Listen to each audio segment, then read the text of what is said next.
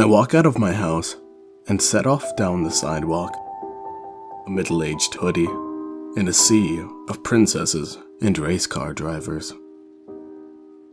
My yearly ritual is easily and often misunderstood. Yes, I know it is Halloween. Yes, I know the cemetery is technically closed after dark.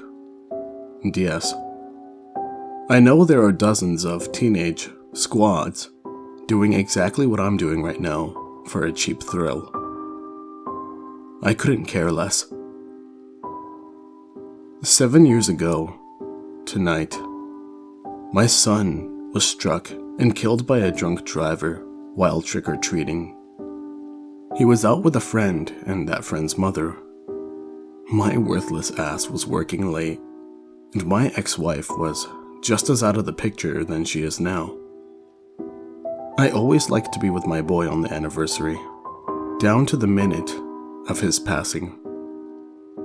Maybe because I feel obligated to be there for him in death when I wasn't there for him in life. I don't know. I was never good with that deep emotional bullshit. I approached the cemetery slowly and quietly, careful to make sure that no other living souls are around. After confirming this fact, I hop swiftly over the 6-foot-tall gate and land with soft feet. My son's stone is in the back right corner, so I begin my trek clumsily, tiptoeing around death markers in the All Hallows darkness. I'm halfway there when I hear a mausoleum door creak open. I turn directly to my left and make out a black silhouette of a woman dressed in a flowing gown, standing in the frame. She notices me. Her voice rides out slowly and warily on the late autumn breeze. Her words have a sort of uneven inflection, not unlike the intermittent sloshing of small waves in an otherwise silent beach. What are you doing here? I don't even blink. Growing up in the inner city and serving time in the military, I'd seen some shit. Least of all, a ghost. I'm visiting my son. A brief pause.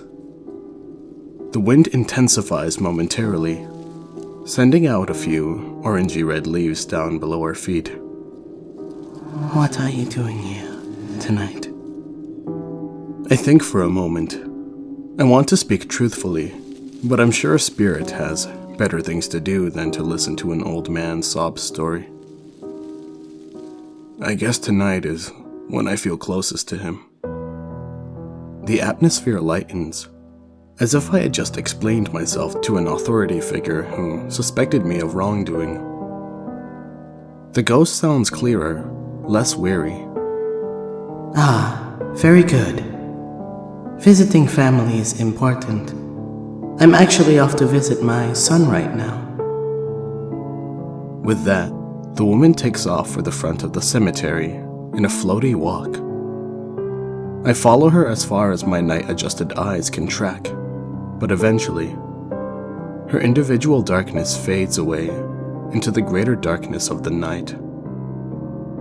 Halloween, the one night of the year when the world of the living and the world of the dead are intertwined.